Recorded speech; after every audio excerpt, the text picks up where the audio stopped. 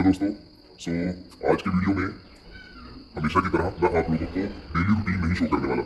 आज के वीडियो में मैं आप लोगों को ये बताऊंगा कि मैं कैसे करंट अफेयर्स की प्रिपरेशन करता हूँ और कैसे करंट अफेयर्स डेली के याद रखने में मेरी डेली की प्रैक्टिस क्या होती है। सो चलिए इसको देखते हैं। सबसे पहली न्यूज़ है आज की फाइनेंशियल एक्शन टास्क फोर्स के बारे में, यानी कि FATF लिस्ट के बारे में। तूने सुना होगा कि पाकिस्तान को रिसेंटली FATF टास्क फोर्स, जो फाइनेंशियल एक्शन टास्क फोर्स है, उन्होंने ये इंडिकेशन दी है कि इस साल की एंड के अक्टूबर महीने में बर्लिन में होने वाली मीटिंग में वो ये डिसाइड करेंगे कि पाकिस्तान को ग्रे लिस्ट से हटाना है या नहीं हटाना।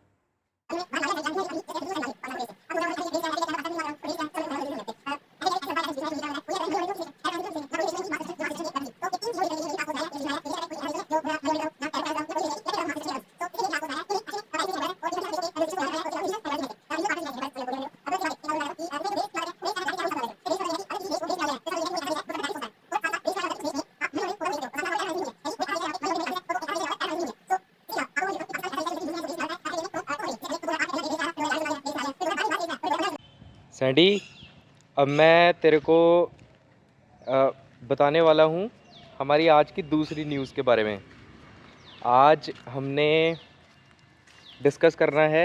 सुन, तेरा दोस्त एक और आ गया, देख ये भी सुनने। चल तू सुन।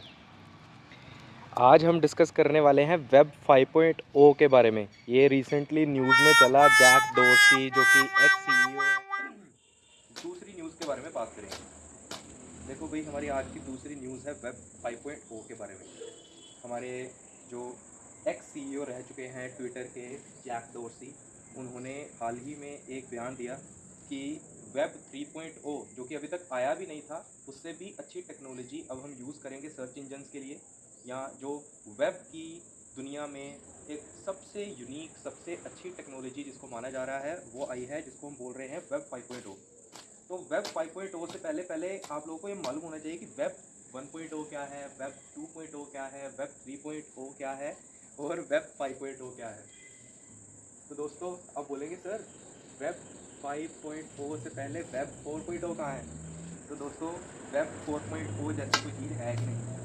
वेब 2.0 के फीचर्स और वेब 3.0 के फीचर्स दोनों को मिलाकर हम एक नई टेक्नोलॉजी कुछ आने वाले समय में शायद देखेंगे, जिसको बोला जा रहा है वेब 5.0।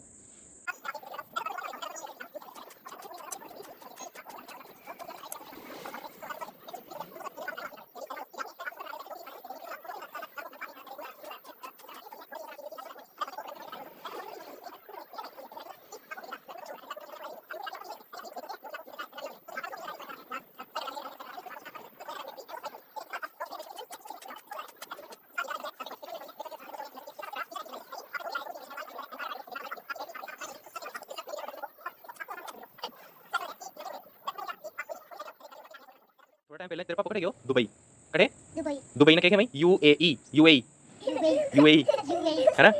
अभी पता क्या हो, पिछला महीना की 13 महीना है 2022 में हमारा अपना इंडिया में यो बोलो गयो कि जितनी भी आप वीट एक्सपोर्ट करा ना, गेहूँ रोटी खावा जी बाहर कौन भेजनी। अब बाहर कौन भेजनी तो जगह अलग अलग देश है गई, बांग्लादेश, फिर श्रीलंका, नेपाल, दुबई, बड़े भी कौन मिल लगो, ऑटो कौन मिल लगो बड़े। तो अब अपना इंडिया में ही, मतलब इंडिया से बाहर कटे भी ये वीट की एक्सपोर्ट इंडिया नहीं करेगा। तो दुबई के कर रहे हो अभी कुछ टाइम पहले। अभी न्यूज़ ये पता क्यों आई? बिकॉज जो यूएई ना, वो अपना इंडिया को वीट लेके और आगे वो एक्सपोर्ट कर देता है। मतलब पहले इंडिया एक्सपोर्ट करता हो बना, अब फिर आगे वो एक्सपोर्ट कर देता है। तो इन्हें रोकने के लिए वे क्या करेगा कि एक्सपोर्ट ने सस्पेंड कर दिया, यानी कि दुबई यूएई वाला अब कुछ भी एक्सपोर्ट कौन करेगा। ठीक है, वीट ना भी अपना देश में ही यूज़ करेगा अपने लोगों के लिए। ठीक है, अब यह बात अच्छा तक नहीं, वीट देखो एक्सपोर्ट कर रहा है ना इंडिया, वो वर्ल्ड में सबसे ज़्यादा प्रोड्यूस करने वाली कंट्री है India, after China second number पर है। और जितो भी वीट एक्सपोर्ट करा है ना इंडिया, ध्यान सुन, जितो भी ज़्यादा इंडिया एक्सपोर्ट करा है ना वीट, बिकॉज सिर्फ 1% ही ट्रेड में इकोनॉमिक पर्पस के लिए यूज़ होगा।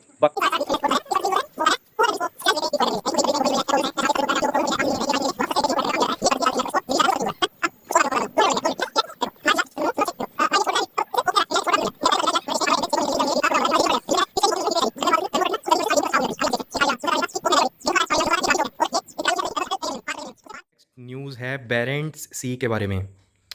हाल ही में ये न्यूज़ बहुत ज़्यादा इम्पोर्टेंट है हमारे इन्वायरमेंटल एस्पेक्ट्स को ध्यान में रखते हुए। बेरेंट्स सी कहाँ पर लाया करता है, सबसे पहले वो देख लेते हैं। नॉर्थ रीजन में आर्कटिक ओशन में आपको एक सी मिलेगा जिसको बोला जाता है बेरेंट्स सी। इस बेरेंट्स सी की ओनरशिप किसके पास है? वो है रशिया के पास और नॉर्वेन रीजन की कंट्रीज़ के पास। तो यहाँ पे बेरेंट्स सी के ईस्ट साइड पे आपको मिलेगा कारा सी, और यहाँ पर लेफ्ट साइड यानी कि वेस्टर्न रीजन में आपको मिलेगा ग्रीनलैंड सी, और इसके ठीक ऊपर नॉर्थ रीजन में है यानी कि आर्कटिक सी।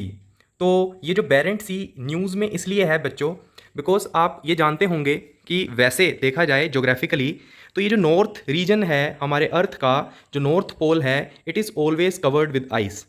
यहाँ पर जो समुद्री एरिया है, जो ओशन है, वो बर्फ़ बन चुके हैं, यानी कि वहाँ पर बहुत बड़े बड़े ग्लेशियर्स हैं। सो ये ग्लेशियर पिघल रहे हैं पिछले कुछ सालों से due to climate change, due to global warming. तो यहाँ पर बेरेंट सी में क्या प्रॉब्लम है एक्चुअली में, कि आसपास के एरिया के कंपैरिजन में बेरेंट सी का जो टेम्परेचर है it is rising 2 to 3 times. और वर्ल्ड के कंपैरिजन में देखा जाए, पूरे वर्ल्ड के कंपैरिजन में, तो बेरेंट सी का जो टेम्परेचर है वो 5 to 7 टाइम इंक्रीज कर रहा है।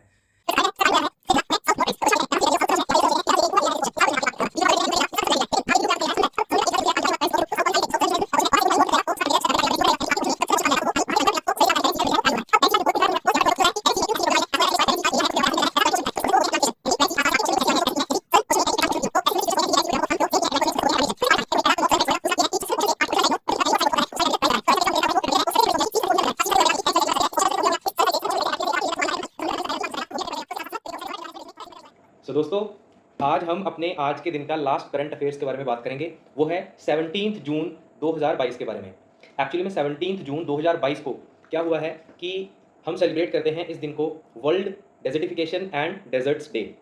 अब डेजर्टिफिकेशन और डेजर्ट डे क्यों सेलिब्रेट किया जाता है 17 जून को? इसका कारण दोस्तों ये है कि पूरे वर्ल्ड में डेजर्टिफिकेशन और डेजर्ट्स, जो ड्रोट्स आते हैं डेजर्ट्स में, जो सूखा पड़ता है, या जो हम बहुत सारे एरियाज़ हैं अर्थ पे, हमारी धरती पे, सिर्फ इंडिया में नहीं पूरे वर्ल्ड में हर कंट्री में ऐसी लोकेशंस हैं जहाँ पर जो नॉर्मल लैंड जहाँ पर लोग रह रहे हैं वो धीरे धीरे डेजर्ट्स में कन्वर्ट हो रहे हैं। They are becoming very very very dry soil, यानी कि सोयल उनकी बिल्कुल सूखती जा रही है, और ये problem all over the world है, हमारे इंडिया में ही नहीं। सो इसी के रिलेटेड इस दिन को मनाया जाता है ताकि लोग अवेयर हों। 17 जून को हम डेजर्टिफिकेशन एंड ड्राउट्स डे को मनाते हैं। अब हमारे देश में इस पर्टिकुलर डे का जो क्यों अहमियत है आज के दिन, बिकॉज न्यूज़ है, हाल ही में न्यूज़ में, खबरों में ये बहुत चर्चित है आज के दिन की हमारे नेशनल जो एक मिनिस्ट्री है, ministry of environment, forest and climate change, उन्होंने ये डिसाइड किया कि हम इस दिन को प्रॉपरली मनाएंगे 17 जून को as desertification and droughts day. अब दोस्तों, इस पर्टिकुलर डे वाले दिन एक इंपॉर्टेंट चीज़ इन्होंने रिलीज़ की। किसने? हमारी ministry of environment and forest and climate change ने। इन्होंने ये बात सामने रखी कि हम एक संस्था बनाने वाले हैं जो क्या काम करेगी, वो सर्टिफिकेट प्रोवाइड करने वाला एक सिस्टम है जिसको हम बोलते हैं, जिसको फॉरेस्ट स्टीवर्डशिप काउंसिल। ये फॉरेस्ट स्टीवर्डशिप काउंसिल एक्चुअली में एक संस्था है हमारे देश की जो कि एक सर्टिफिकेट प्रोवाइड करती है पर्टिकुलर कंपनीज को जो कि हमारे देश में इन्वायरमेंट को फर्दर डिग्रेड कर रहे हैं। एक हिसाब से देखा जाए तो इनडायरेक्टली, अगर मान लो कि कोई एक टिम्बर कंपनी है जो कि हमको लकड़ी प्रोवाइड करती है, तो क्या वो प्रॉपर टेक्निक फॉलो करते हैं पेड़ को काटने की? ऐसे तो नहीं कि वो जवान पेड़ जो अभी अभी प्रॉपर उसका तना डेवलप भी नहीं हुआ पेड़ का, और उससे पहले ही लालच में लकड़ी की या प्रॉपर फायरवुड के लालच में हम उस पेड़ को काट देते हैं। क्या ऐसा तो नहीं कर रहे? ये सब चीज़ देखने के लिए एक स्टैंडर्ड रिलीज़ किया है इस मिनिस्ट्री ने, ministry of environment and forest and climate change ने, कि हम एक स्टैंडर्ड रिलीज़ कर रहे हैं जो कि हर कंपनी को मिलेगा जो भी इन्वायरमेंट को डिग्रेड करते हैं जाने अनजाने में, अपने बिजनेस के चलते या अपने इकोनॉमिक पर्पस के चलते, डेवलपमेंट के पर्पस के लिए। देखो दोस्तों, आज के दौर में ना इन्वायरमेंट भी बहुत इंपॉर्टेंट है और साथ साथ में डेवलपमेंट भी। हमको डेवलपमेंट के साथ चलेंगे तो हम बाकी देशों के साथ रहेंगे। जैसे बाकी देश डेवलप हो रहे हैं वैसे वैसे हमारा भारत भी डेवलप हो। जैसे यूएसए डेवलप हो रहा है, चाइना डेवलप हो रहा है, रशिया डेवलप हो रहा है, हर देश डेवलप हो रहा है साल दर साल, हमारा भारत भी डेवलप होना चाहता है। लेकिन डेवलपमेंट का मतलब ये नहीं कि हम अपने इन्वायरमेंट को डिग्रेड करें। There are very scientific methods जिनको हम यूज़ करते हुए बिना इन्वायरमेंट को डिग्रेड किए लैंड का प्रॉपर मैनेजमेंट करके, प्रॉपर यूज़ करके, ताकि मिनिमम से मिनिमम हम हार्म पहुंचा सके इन्वायरमेंट को। देखो, ये बात तो सच है कि डेवलपमेंट अगर होगा तो इन्वायरमेंट डिग्रेड होगा ही, इन्वायरमेंट को इफेक्ट पड़ेगा ही। लेकिन जितना भी लैंड आप यूज़ कर रहे हैं उसका मिनिमम से मिनिमम डिग्रेडेशन करो ताकि इन फ्यूचर आपका इन्वायरमेंट ना खराब हो। बिकॉज आने वाली जनरेशन, फ्यूचर जनरेशन का भी हमको ध्यान रखना है as according to the sustainable development goal. Sustainable development goal क्या है? सस्टेनेबल डेवलपमेंट गोल दोस्तों, ये अभी पिछले साल ही हमारे 197 देशों ने, पूरे वर्ल्ड के 197 देशों ने मिलकर इन सस्टेनेबल डेवलपमेंट गोल्स के जो 15वां गोल है सस्टेनेबल डेवलपमेंट गोल का, उसके ऊपर फोकस किया है ताकि हम अपने इन्वायरमेंट को सस्टेनेबली डेवलप कर सकें over the period of time, ताकि आने वाली फ्यूचर जनरेशंस को ऐसा ना हो कि प्रॉब्लम फेस करनी पड़े। लेकिन ट्रू पिक्चर दोस्तों बिल्कुल अलग है। आज के टाइम पे अगर मैं आपको बताऊं तो बहुत सी प्रॉब्लम क्रिएट हो चुकी है आज के टाइम पे कि 2000 जो ईयर 2000 में जितने ड्रॉट्स, जितना सूखा पड़ता था पूरे वर्ल्ड में, आज उसका 29% इंक्रीज हो चुका है। कितनी बड़ी प्रॉब्लम है। कहते हैं कि आने वाले 2050 ईयर तक हो सकता है कि 3/4 of world population, 3/4 of world population कितनी बड़ी पॉपुलेशन है, हो सकता है कि हर किसी को वाटर की शॉर्टेज हो, हर किसी को वाटर के रिलेटेड प्रॉब्लम फेस करनी पड़े, सूखा पड़ सकता है। 3/4 ऑफ पॉपुलेशन 2050 तक, यानी कि अगर आप इस टाइम पे जिस भी उम्र में हो 25-30 साल और जोड़ लो और उसके बाद अपने लाइफ का वो सिचुएशन देखो, आपके बच्चों का क्या हाल होगा और आपका खुद का क्या हाल होगा सूखा पड़ने पर। 3/4 ऑफ वर्ल्ड पॉपुलेशन में आप भी होंगे और ये बिल्कुल कंफर्म बात है। अब इसके रिलेटेड पूरे वर्ल्ड के देश एक टाइम पे इकट्ठे हुए 1992 में पहली बार, वर्ल्ड रियो समिट। इसमें ये डिसाइड किया गया कि हमको बायोडाइवर्सिटी को कंजर्व करना है, क्लाइमेट चेंज के ऊपर ध्यान देना है और साथ में जो डेजर्टिफिकेशन हो रही है उसका भी हमको ध्यान रखना है। अब डेजर्टिफिकेशन के बारे में उस टाइम पे डिसाइड किया गया था बिकॉज उन्होंने बोला कि 1992 में बात बोली गई थी, आज से लगभग 30 साल पहले, आज से लगभग तकरीबन 30 साल पहले ये बात बोली गई थी कि 1992 में ये बात कि डेजर्टिफिकेशन, क्लाइमेट चेंज और साथ में बायोडाइवर्सिटी का लॉस ये बहुत बड़ी प्रॉब्लम है पूरे वर्ल्ड के लिए, सिर्फ इंडिया के लिए नहीं, पूरे वर्ल्ड के लिए। लेकिन 30 साल हो चुके हैं और हमने इवन नुकसान ही पहुंचाया है हमारे इन्वायरमेंट को। तो डेजर्टिफिकेशन को डील करने के लिए उस टाइम पे 1994 में फिर ये डिसाइड किया गया कि हम 17 जून को world desertification and droughts day को मनाएंगे, ताकि लोगों में अवेयरनेस क्रिएट हो कि आज का दिन बहुत इंपॉर्टेंट है और हमको अपनी सोइल को बचाना है, उसको सूखा पड़ने से रोकना है। तो उसके बाद 2020 से लेकर 2010 से लेकर 2020 तक ये एक डिकेड मनाने लग पड़े कि इस पूरे डिकेड में इस प्रॉब्लम को हमको सोल्व ही कर देना है। 2020 निकल गया लेकिन ये प्रॉब्लम नहीं सोल्व हुई। लेकिन अब ये नया टारगेट है सस्टेनेबल डेवलपमेंट का कि हमको 2030 तक हमारे देश का ये टारगेट है कि 26 lakh hectare of land we have to convert into forest area. Forest area में कन्वर्ट करना है। जो एरिया डेजर्टिफिकेशन से तबाह होने वाला है, डिग्रेड होने वाला है, उसको बचाने के लिए हमने टारगेट रखा है 26 लाख हेक्टेयर लैंड का। और वर्ल्ड की बात की जाए तो पूरे ऑल ओवर द वर्ल्ड सभी देशों ने मिलकर रियो समिट में हाल ही में ये प्रण लिया कि हमको 150 हेक्टेयर ऑफ लैंड टिल 2025 हमको डेजर्ट को फॉरेस्ट एरिया में कन्वर्ट करना है। और उसके बाद में 2030 तक 350 लाख हेक्टेयर्स ऑफ लैंड, इतना लैंड एरिया कन्वर्ट करना है किसमें, फॉरेस्ट एरिया में। अब करते कैसे हैं ये, कैसे करेंगे, ये बहुत आसान है दोस्तों। इसमें कोई भी देश मिलके, कोई भी सरकार मिलके, चाहे हर किसी देश की सरकार मिलके भी ये पॉलिसीज बना देंगी ना तो ये पॉसिबल नहीं है आज के टाइम में। रीज़न बीइंग इसमें हर एक इंसान को पार्टिसिपेट करना पड़ेगा। हर एक इंसान पार्टिसिपेट करेगा तब ही जाके हम ये डेजर्टिफिकेशन, क्लाइमेट चेंज या उसके अलावा बायोडाइवर्सिटी के लॉस को बचा सकते हैं। हर एक इंसान को अवेयर होना पड़ेगा कि डेजर्टिफिकेशन हो सकती है। वी हैव टू सेव और कंजर्व वाटर। बारिश का पानी आता है उसको कंजर्व करो, उसको कलेक्ट करो, उसको फर्दर यूज़ करो अपने पेड़ पौधों को पानी देने में, या प्रॉपर जो समुद्र का पानी है उसको यूज़ करो पेड़ पौधों को पानी देने के लिए। बिकॉज ऐसे बहुत से प्लांट्स हैं जो नमकीन पानी लेकर ही फर्दर ग्रो करते हैं, या समुद्र के पानी की डीसैलिनेशन यानी कि उसमें से सोल्ट अलग करके उस पानी को भी कोई पेड़ पौधों को दिया जा सकता है। तो बहुत सा पानी हम बचा सकते हैं for drinking purpose, for personal use, for humans. So इस पर्पस के अलावा भी बहुत से तरीके हैं। आप ज़्यादा से ज़्यादा पेड़ उगाएं, ज़्यादा से ज़्यादा पेड़ उगाएंगे तो अपने आप ही डेजर्टिफिकेशन होने के चांसेस कम हो जाएंगे।